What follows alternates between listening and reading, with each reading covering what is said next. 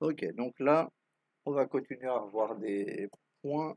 Donc là, ce que j'avais demandé, c'était du coup tourner autour du routage et de Linux.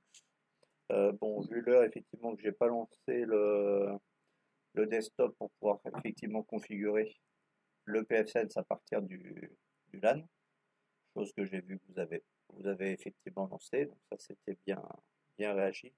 Mais comme il est long et que je l'ai pas lancé, on va s'en occuper lundi de la partie routage du coup de la configuration.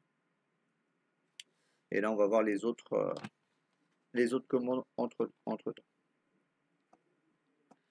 Donc là je demandais par exemple, hop,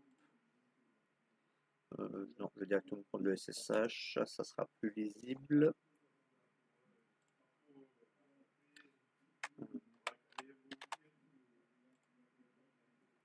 Parce que là du coup je peux faire ça.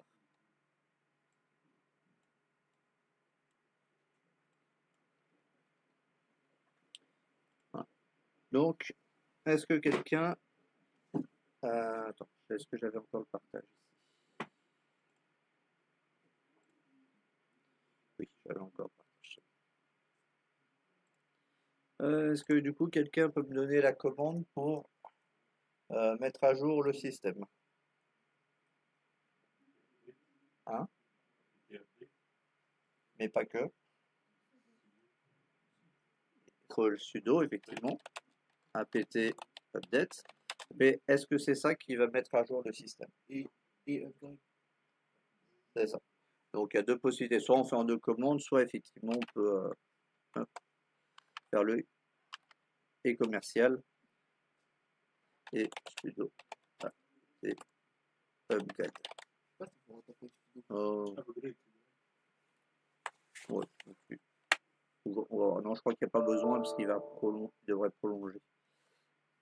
Et là, on pourrait rajouter aussi -y pour pouvoir faire l'automatisation et qu'il ne nous pose pas la question si on veut. Donc là, on va le faire. Donc, je vais le faire sans pour voir combien il y a de mise à jour.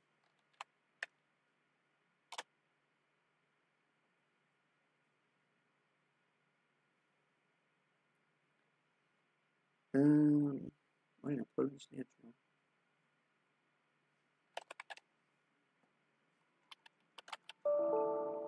C'est mieux. Donc, du coup, là, il n'a pas pu faire la commande parce que il a planté une source. Hein? Ouais, c'est le FTP là de cette source-là là, qui a planté. Il n'a pas réussi à. Il n'y avait pas la clé qui allait avec. Donc du coup, bah, ce que je vais faire, c'est que je vais la retirer.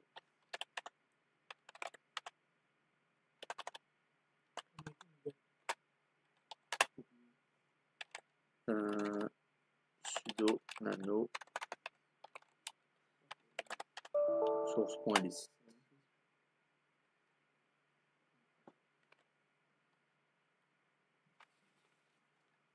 Donc là, je mets le dièse pour commenter la ligne. Donc pour lui, la ligne ne sera pas lue. Comme il voit le dièse avant, il lit pas le reste de la ligne. Donc ça ne sera pas exécuté.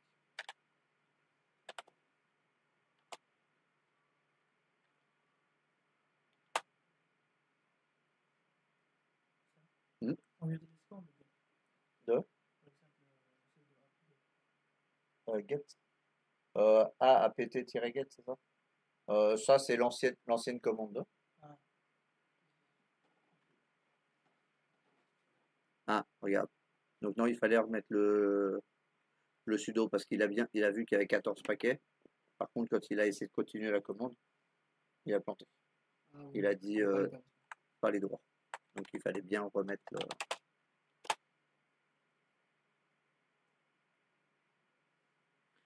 Donc là, si j'avais mis le -y, il ne m'aurait pas posé la question. Mais bon, je savais pas combien de mises à jour j'avais, donc comme il y en a 14, ça va aller vite.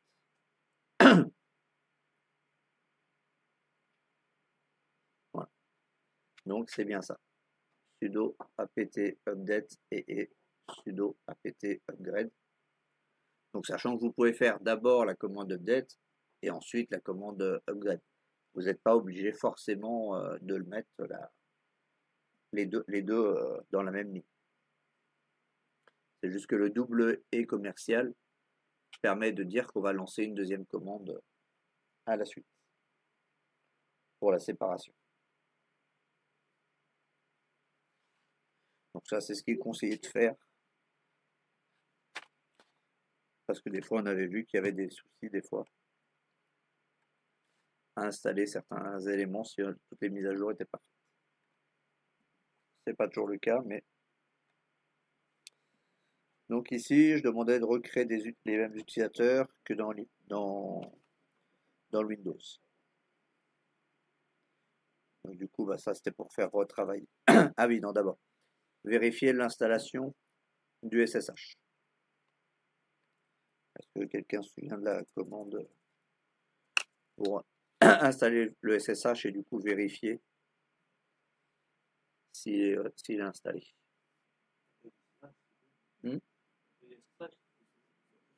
On peut aussi faire ça, mais en même temps, c'était pour rappeler la commande si jamais ça ne l'était pas. Sudo apt install SSH.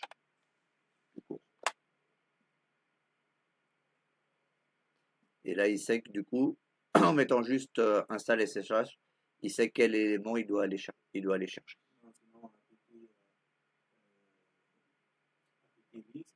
Hmm.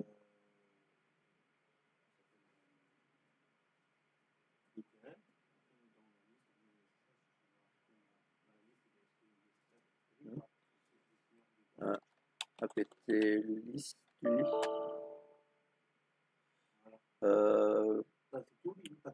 oui. Oui. Il y a plusieurs possibilités. Mais là, c'est surtout pour en même temps retrouver la commande pour l'installer si jamais il n'était pas installé en même temps. Mais effectivement, comme tu dis, si on fait SSH et qu'on a cette commande-là qui apparaît, ça veut dire que le SSH était bien installé. Mais par défaut, de toute façon, si vous mettez la version graphique, il n'est pas installé par défaut, le SSH. Donc de toute façon, vous n'avez pas le choix que de l'installer avec la version desktop. C'est pas automatiquement activé. Même sur la version serveur, il vous pose la question si vous voulez l'installer. Si vous ne voulez pas l'installer, il faudra l'installer par la suite. Donc voilà. Ensuite, du coup, recréer les utilisateurs. Du coup, la commande, qu'est-ce que ça serait pour créer un utilisateur? Sudo add user et le nom. On a feuille. Aussi vite. Merci. Donc, add user.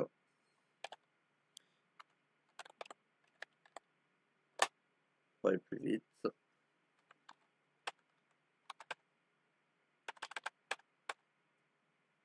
Et on valide. Et ça, à chacun qu'on veut faire.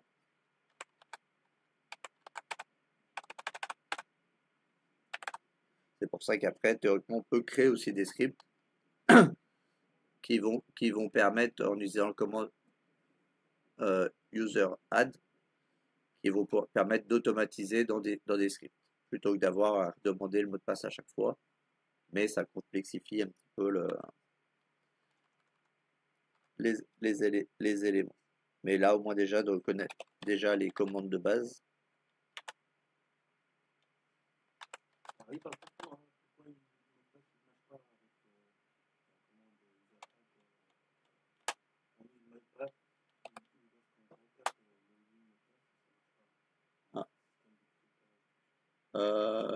je crois qu'il faut c'est un peu comme dans le PowerShell aussi, si tu veux passer ton mot de passe directement dans la commande, il faut faut forcer, faut forcer une certaine combinaison de, il y a un élément à forcer pour qu'il le prenne. Faut pas mettre juste le mot de passe en clair, il faut le mettre un string pour qu'il va le convertir en crypté. Je crois qu'il doit y avoir un équivalent. Il faudrait que je jette un œil. Sinon, si tu le fais dans un script, après tu peux faire un PWD de l'utilisateur et mettre la commande pour forcer le mot de passe aussi.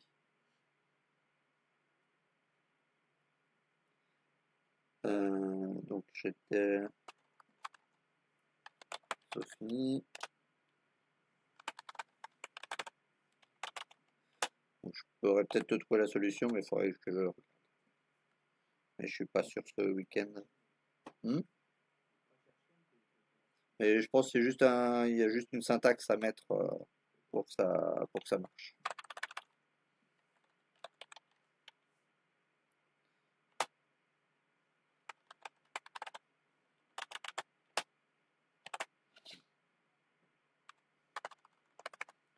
Voilà, donc après c'est toujours la même commande.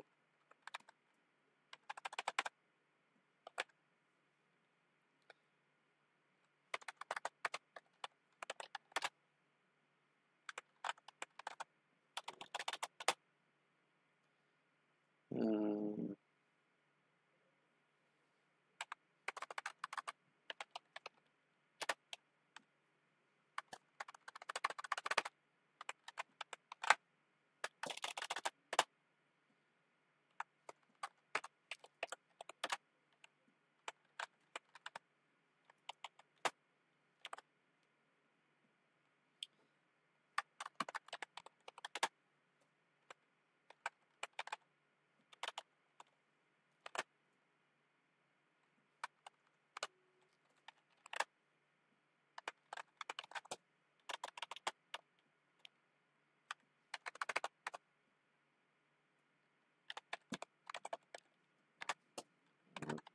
hein.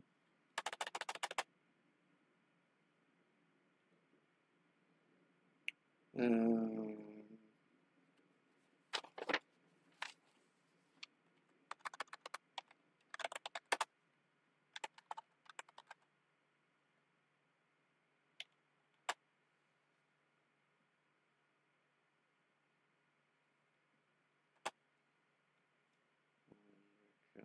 voilà.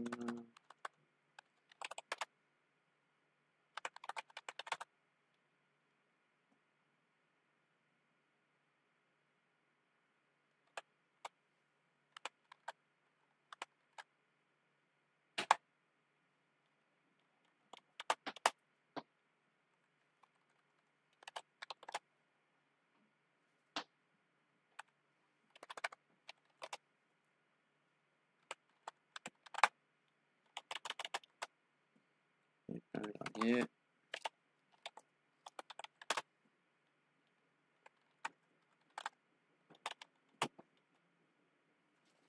Voilà. Donc ça, effectivement, c'était la première étape pour créer les utilisateurs avec la commande basique qui demande en même temps le mot de passe directement derrière. Parce que la commande user add, elle ne demande pas de mot de passe par défaut, il faut le reconfigurer derrière pour pouvoir connecter son utilisateur et surtout aussi il faut avoir pensé à avoir mis d'autres paramètres pour pouvoir mettre notamment un répertoire home qui ne se retrouve pas forcément créé par défaut. Mais là, du coup, quand on crée un utilisateur, ce qu'il faut se souvenir, c'est qu'il crée et un utilisateur et un groupe automatiquement au nom de l'utilisateur. On aurait pu aussi modifier la commande add user pour qu'il ne crée pas de groupe automatiquement, qui crée juste l'utilisateur. Parce que là, du coup, après, on va devoir créer d'autres groupes pour pouvoir faire les différents partages.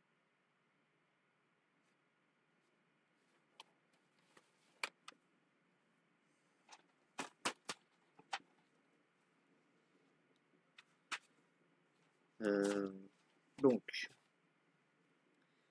là, j'ai recréé du coup les utilisateurs.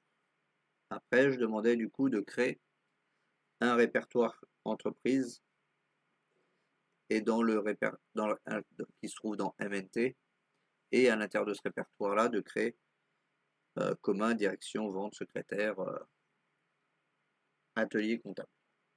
Donc à peu près la même structure qu'on avait fait sous Windows. Donc ici, étant donné que le slash MNT c'est un répertoire un peu spécifique, il est protégé par défaut par l'administrateur. Donc il faut bien penser à mettre le sudo. Vous pouvez utiliser mkdir ou md. Les deux fonctionnent. L'avantage c'est que le mkdir c'est le même que sous le cmd. Donc vous pouvez vous en souvenir un peu plus facilement. Mais md en réalité ça veut dire make directory. Et on va lui dire mnt et du coup entreprise.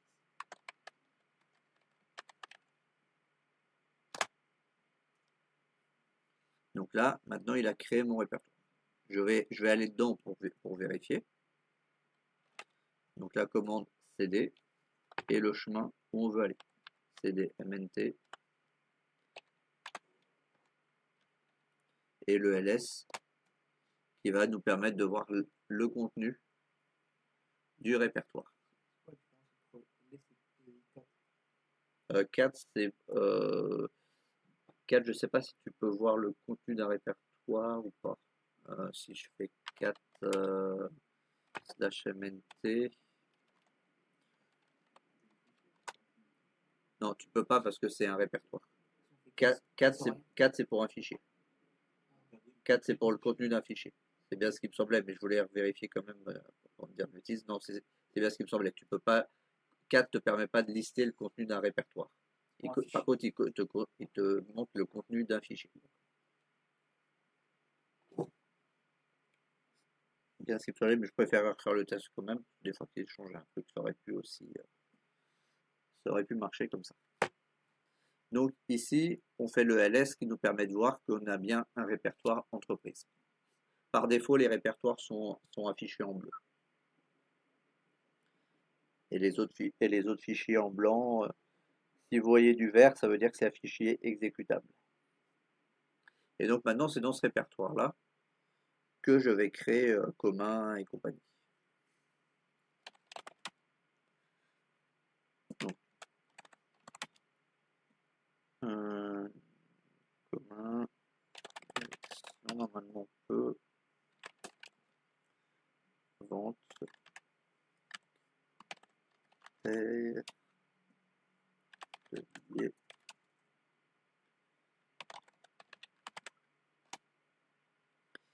Ah, je pense avoir une sudo.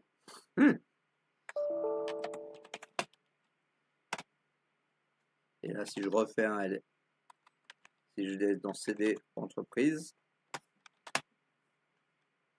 ah mince, du coup j'étais pas rentré dans entreprise.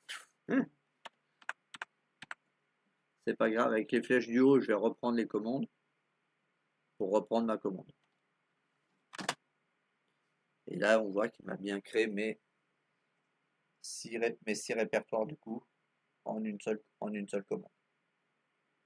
J'ai pas été obligé de faire sudo mkdir commun, sudo mkdir direction. Comme dans le CMD, vous pouvez créer plusieurs répertoires directement à la volée.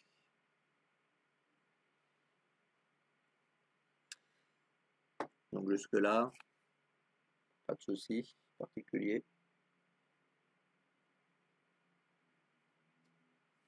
Okay. Donc après je disais de créer un fichier vente.txt dans le répertoire vente. Du coup, faut que je commence par aller dans vente, même si je ne suis pas forcément obligé. Mais si vous voulez vous repérer mieux, vous allez directement dans vente.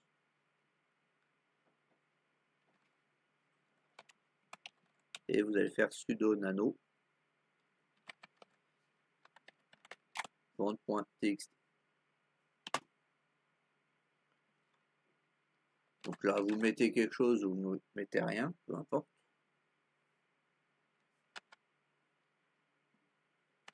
Vous enregistrez. Normalement, automatiquement, c'est sur vente.txt. Et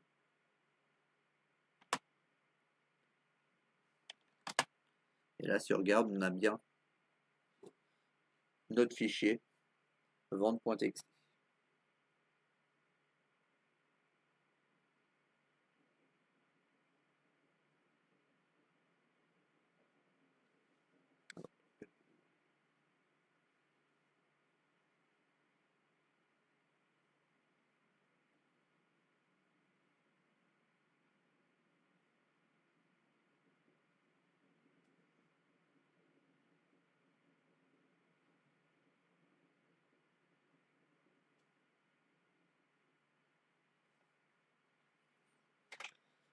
Et ensuite, je disais que je voulais le fichier atelier dans atelier. Donc là, je peux faire directement un sudo nano, je vais montrer que c'est faisable.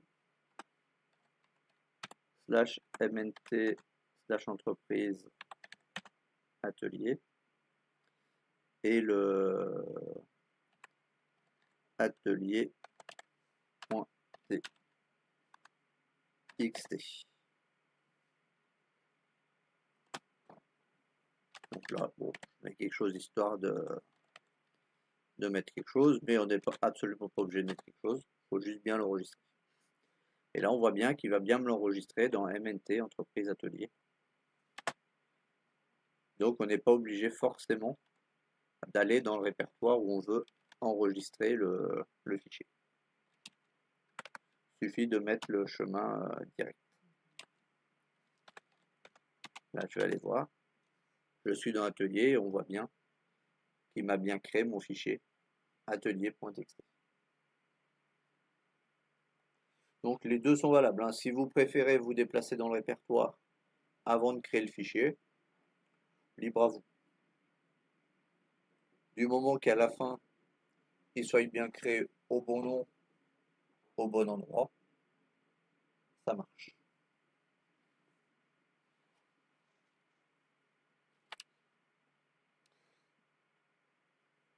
Donc là ensuite, je disais de déplacer les fichiers de leur emplacement d'origine vers un nouvel emplacement, qui était en l'occurrence commun. Donc est-ce que quelqu'un se souvient de la commande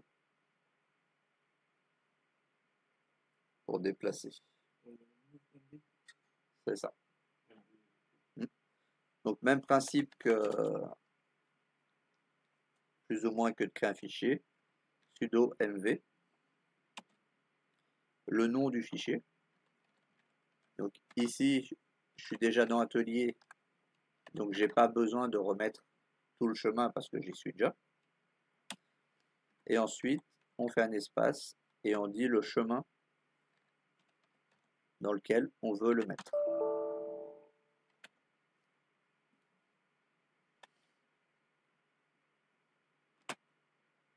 Et là maintenant, si on refait un ls, on voit que le fichier atelier n'est plus là. Maintenant, je vais faire la même chose pour l'autre. Je reprends ma commande, je laisse mon MNT entreprise commun, puisque c'est là que je veux envoyer le fichier.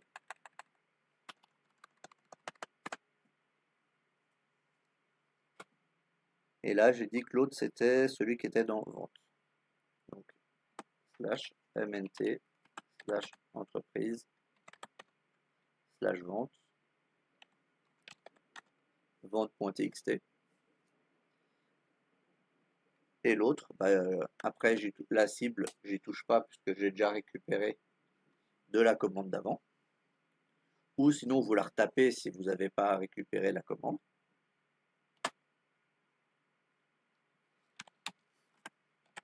Et maintenant, si je liste le répertoire MNT entreprise commun, on voit bien qu'à l'intérieur, j'ai bien mes deux fichiers atelier et vente. Et là, comme on a fait MV, on les a déplacés. C'est pas une copie, c'est vraiment les fichiers qu'on a déplacés directement. Sur le principe de la commande move, c'est bon. C'est pas très compliqué, sachant que, pour rappel, si vous faites mv-help, vous avez quelques informations quand même sur comment remplir la commande si vous avez un nœud. Là, donc du coup, on est dans ce cas-là, source, et ensuite le directory, là où vous voulez mettre l'option.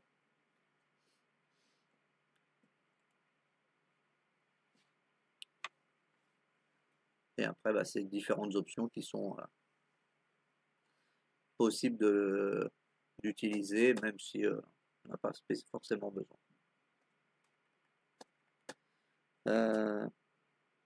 Donc voilà. N'oubliez pas que le -help marche normalement avec 99% des commandes de Linux. L'autre option, c'est man comme pour manuel, mv. Donc là, des fois, il peut y avoir un peu plus de détails, mais pas forcément toujours. Donc, c'est bon du coup pour les déplacements. De toute façon, les déplacements sur Windows sont à peu près similaires dans le fonctionnement.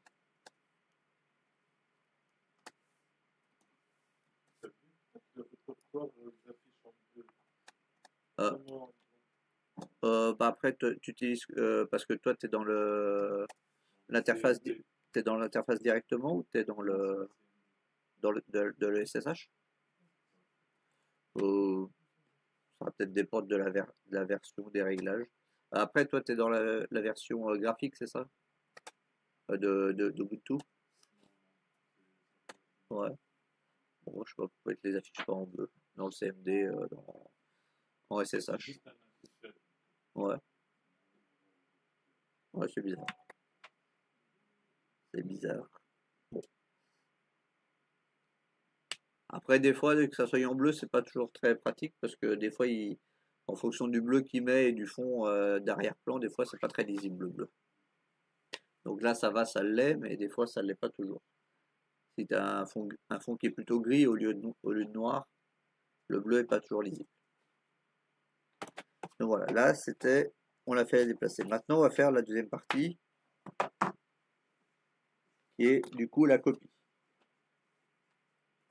Donc une idée pour la commande copie, c'est ça. Même principe, le fichier et le... Donc là, on va les remettre dans leur emplacement d'origine en réalité.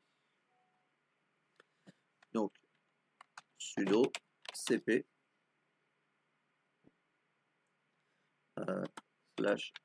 /mnt entreprise. Oui, peut-être que je mette le nom du fichier quand même. Oui. Donc je copie le fichier qui se trouve dans mnt entreprise commun et qui s'appelle atelier.txt et je l'envoie sur mnt entreprise et du coup atelier. Là je lui reprécise dans quel répertoire je veux l'envoyer. Et là logiquement, si je refais un ls maintenant, parce que je suis dans atelier, j'ai bien mon fichier atelier qui est ici. Et si je reprends le ls du commun, qui permet de lister le contenu du répertoire commun, on voit bien que j'ai toujours le fichier atelier qui est aussi dedans. Donc ça veut bien dire qu'on a bien fait une copie du fichier.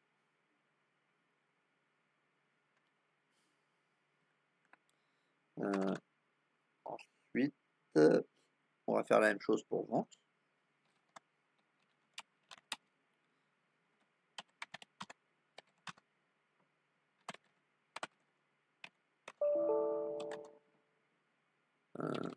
vente.txt vers MNT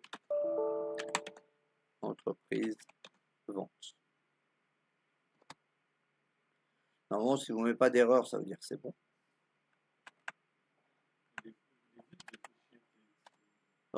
J'ai mis à vente à l'intérieur comme texte et atelier dans atelier. Mais si tu l'as fait vite, ça revient au même, hein. Ça change rien. Si tu l'as bien enregistré, qu'il y ait 50 000 lignes ou qu'il y ait une lettre ou même zéro, pour lui, une fois qu'il est enregistré, il est enregistré. C'est juste la taille qui va changer. Donc on voit que dans commun, j'ai bien tout. Et si je me déplace directement dans vente, on a bien le répertoire vente, le fichier vente qui est là.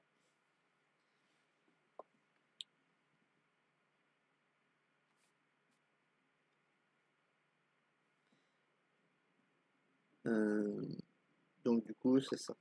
Là, je suis en train de relire que à partir de l'utilisateur vente, si j'essaye de copier vente.txt vers commun. Donc là, si on veut changer d'utilisateur sur lequel on est en train de travailler, on fait SU,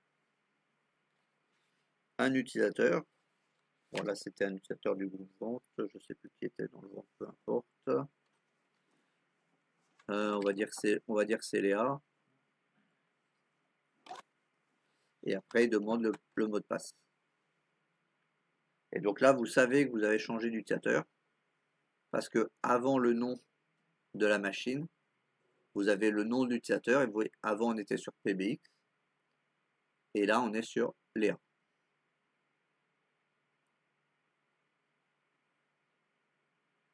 Donc maintenant, ce que je demandais à partir de d'un autre utilisateur, du coup, c'était d'essayer de déplacer le fichier vente.txt de commun vers direction. Donc du coup, on va essayer de faire ça. Sudo cp je suis déjà en entreprise. Je suis déjà dans vente.txt vers mnt entreprise commun. Du coup, comme j'essaie de passer en administrateur, il me demande mon mot de passe à nouveau. Et là, il me dit qu'il ne peut pas le faire parce qu'effectivement, elle n'est pas dans ceux qui sont habilités à faire ces commandes-là. Hein, SU, ça te permet de changer d'utilisateur. Donc si tu fais SU tout court, il va passer en route. Si tu précises un utilisateur, il va passer sur un autre utilisateur. Sans avoir besoin de se loguer switch user. Parce que sinon, si tu veux changer, tu es obligé de faire exit pour quitter l'utilisateur, ensuite te reconnecter avec le nouvel utilisateur. Et là, tu peux switcher du coup sans avoir besoin de te déconnecter. Donc là, si par exemple je fais exit, on voit que maintenant je suis bien revenu sur mon utilisateur PBX.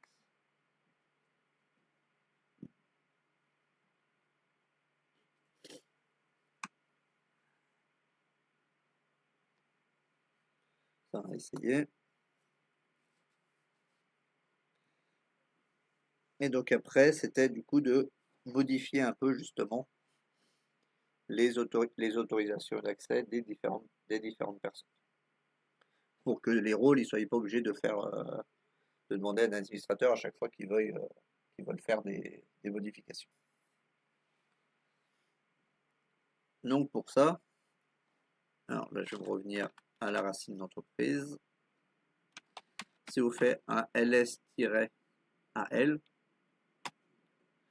on va pouvoir voir qui est autorisé à faire quoi.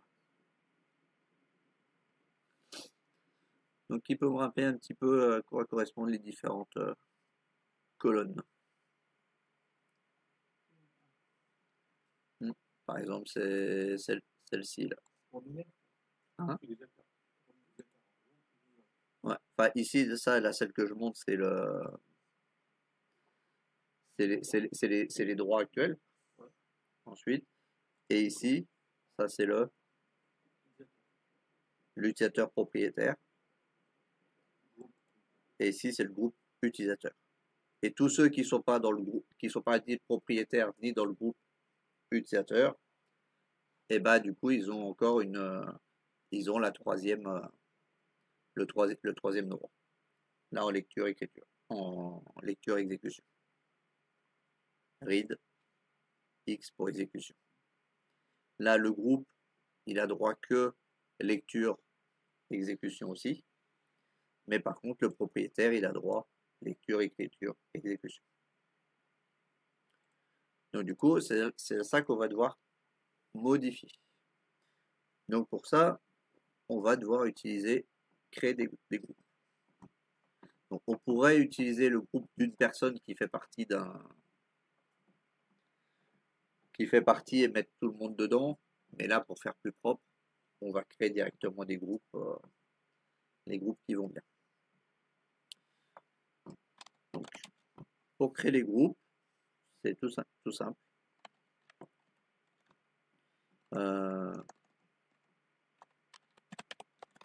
Add group, et là on va mettre vente. On va créer le groupe vente déjà. Donc là, il nous dit qu'il a bien créé le groupe vente. Pour l'instant, il n'y a personne. On peut le vérifier. Quel fichier il faut regarder pour vérifier qui est dans les groupes?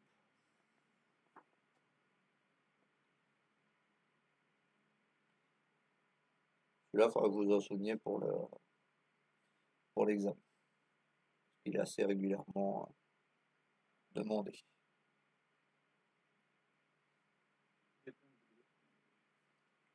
C'est ça. Soit getEnt groupe. Donc là, on retrouve tous les groupes, y compris le groupe vente. Ou si vous vous souvenez plus du getEnt, cat etc groupe. Password, lui, c'est pour les utilisateurs. Tu verras les mots. Non, je suis pas certain. On va voir. Hein. On va faire le cat passwd. Non, tu vois, le 1017, il est pas là. Parce que le groupe n'a pas de mot de passe. C'est pas un utilisateur.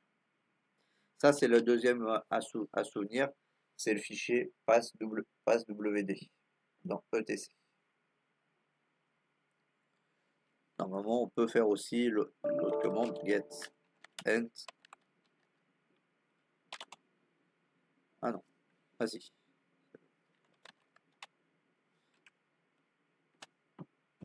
Si on peut faire getEnt passwd, ça marche aussi. Et donc du coup là le cat, ça te permet vraiment de voir l'intérieur du fichier. Et après de le cumuler avec d'autres commandes à la suite. Pour faire du filtrage par exemple. Donc ici du coup on a créé notre groupe, mais pour l'instant, si on regarde du coup à nouveau le groupe, on voit que dans le groupe vente, il n'y a personne. C'est normal, on vient juste de le créer. Donc du coup, on va déplacer quelques personnes. Donc est-ce que quelqu'un pourrait me redire la commande pour pouvoir mettre quelqu'un dans un autre groupe sans lui faire quitter son groupe d'origine?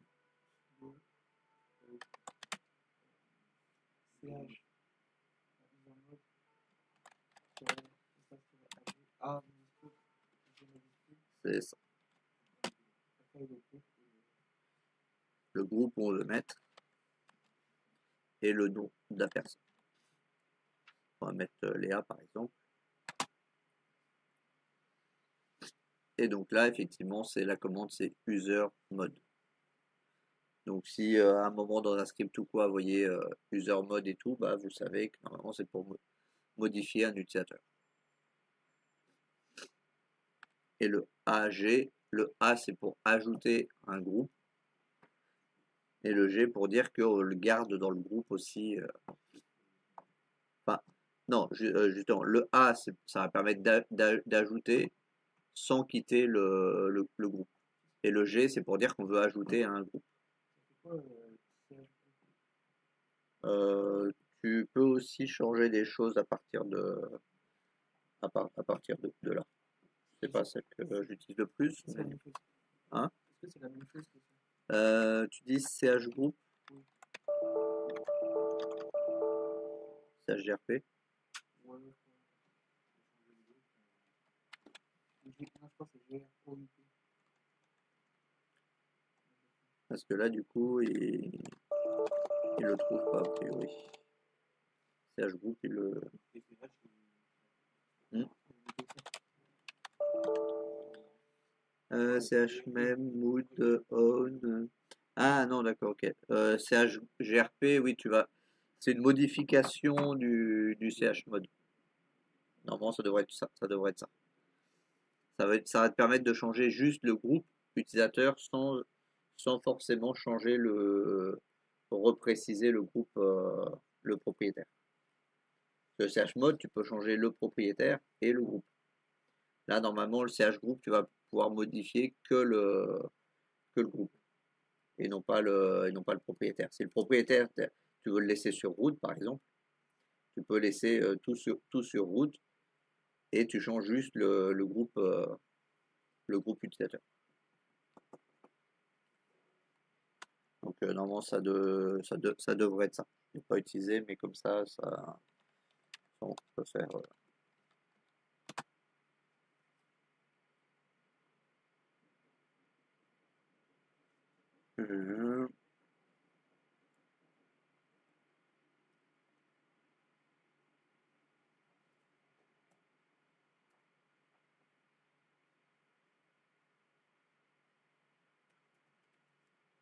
Ouais, c'est ça. Le groupe utilisateur, c'est ça, ça lui permet de changer le groupe, c'est ça. Donc c'est une variation de la commande chmod. Et du coup, tu peux t'en servir, mais pas pour manipuler les personnes à l'intérieur du groupe. Donc là, du coup, on a déplacé Léa.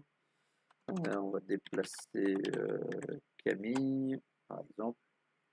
Et maintenant, si je retourne dans mon getEnt group, on voit bien que dans le répertoire vente, on a bien Léa et Camille. Donc ça, c'est effectivement le premier point, c'est de dire que de rajouter des personnes dans le groupe. Maintenant, pour finir en fait, si on va ici, je refais mon ls-al pour voir les droits, on va le faire sur vente. Du coup, maintenant, on va dire qu'on veut que le propriétaire du groupe soit Léa, par exemple, à la place de route, et que le propriétaire et que le groupe utilisateur soit vente. Du coup. Parce que route, si on laisse tout en route, bah, du coup, ça va être compliqué de pouvoir faire des modifications à l'intérieur. Parce qu'il n'y a que le route qui pourra faire des choses. Donc, du coup, une petite idée de la commande. Et effectivement, on va commencer par le CHO.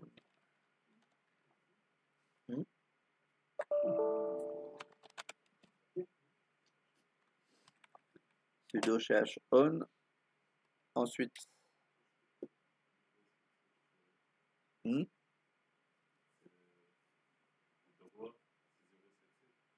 on n'est pas sur les droits, là, justement.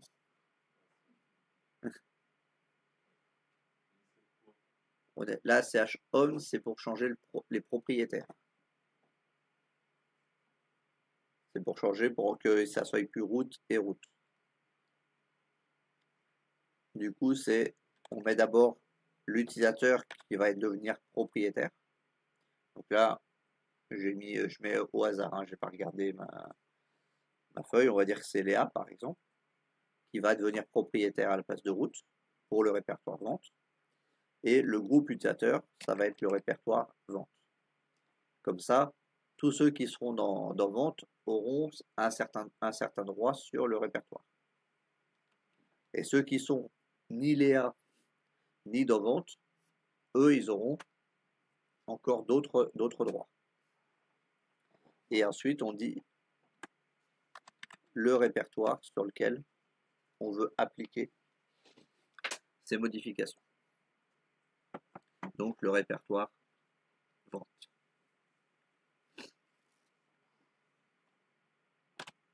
Et si on refait du coup notre LSAL, on voit que là maintenant c'est Léa qui est à la place de route. Ici il y avait route, maintenant il y a Léa. Et à la place de route ici, il y a vente. Donc ça veut dire que toutes les personnes pour l'instant, là, juste 2-3 minutes pour finir. Là pour l'instant il n'y a quand même que Léa qui peut faire quelque chose parce qu'il n'y a que elle qui peut écrire. Puisqu'on a vu, on voit que les 3 premières lettres, le W, il est que pour le propriétaire pour l'instant. Maintenant, effectivement, il faut changer les droits pour que le groupe vente, tous ceux du groupe vente puissent écrire également.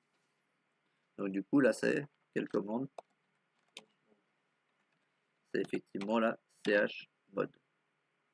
Et du coup, là, on va leur donner quoi, par exemple, pour qu'ils aient le contrôle total? Le premier 0, il n'est pas forcément obligatoire. Il fait quelque chose quand tu lui fais une valeur, mais je l'ai plus en tête. Mais normalement, tu peux mettre 770.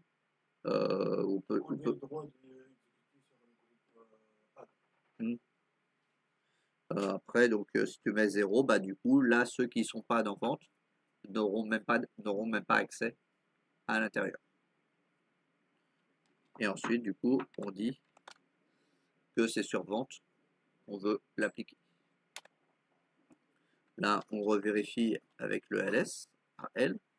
On peut mettre aussi ls-l tout court. C'est juste que le A, ça affiche les fichiers cachés. Là, par exemple, vous voyez que les fichiers qui étaient en point ou 2 points n'apparaissent pas si on enlève le A. Donc des fois, si vous cherchez un répertoire qui est caché, il faut bien penser à mettre le A. Et là, on voit bien que du coup, le propriétaire RWX, le groupe propriétaire RWX et les autres n'ont aucun droit. Donc là, si moi qui suis en PBX, j'essaye d'aller dans vente,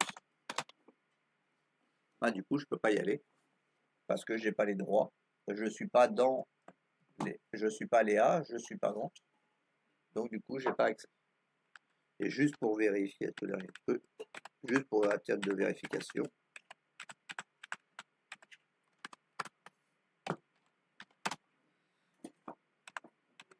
là, je me suis mis dans le groupe vente. Ah oui, mais du coup, comme j'ai pas quitté, il n'a pas encore repris les valeurs. Parce que pareil que dans Windows, les valeurs des droits, il les prend quand l'utilisateur s'est déconnecté. Hein? Oui, aussi. Mais voilà, c'était pour montrer. Mais normalement, la commande, elle est bonne pour celui-là.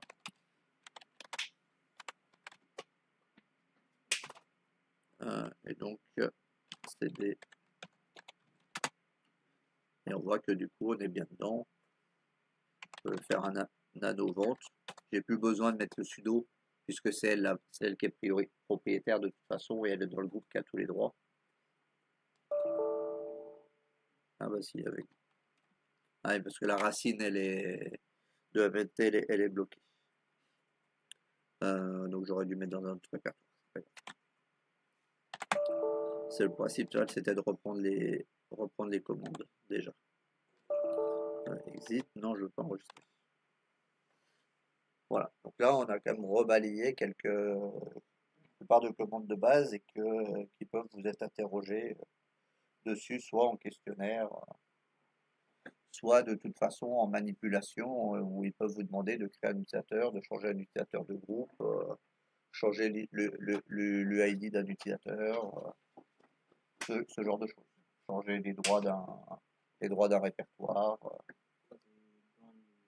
dans la mise en pratique. Ouais.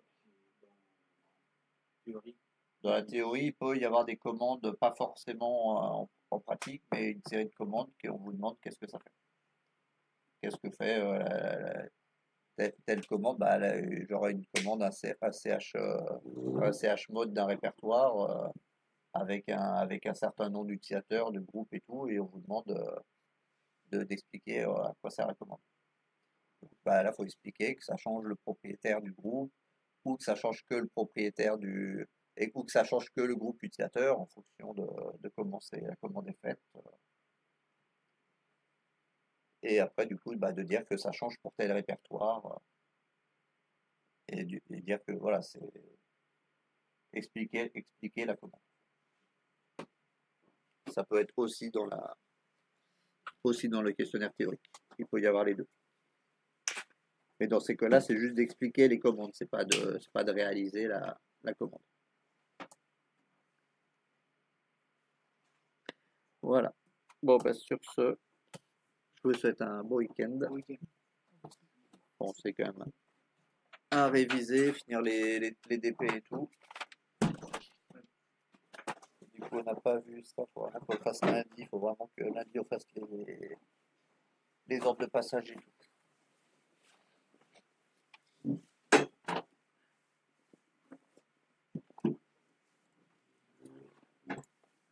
Il manque un chapitre. Oui. Après, j'aurais pas forcément le temps de le regarder ce week-end. Ça va être un peu compliqué, mais sinon, au moins, on le verra lundi. Monsieur, Oui. ce lundi, vous allez corriger le DP. Bah, si tu l'as fini lundi, oui, je te le corrige, il n'y a pas de souci. Parce que dans le week-end, là, ça risque d'être compliqué.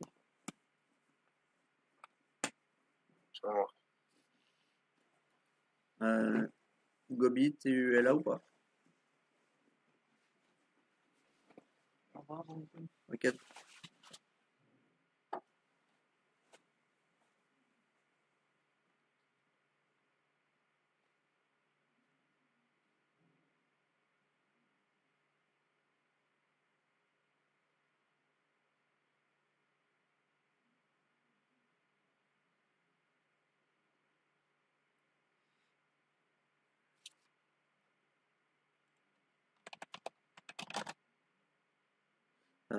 Ayoub, tu es là?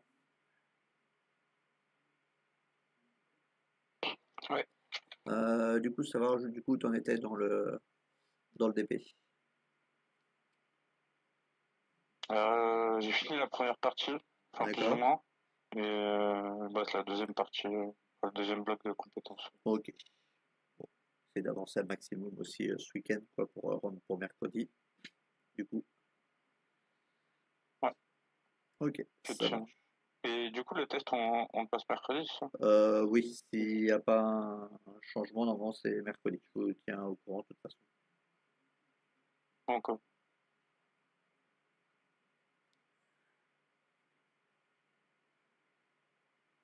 Qu'est-ce que je voulais oui, ça.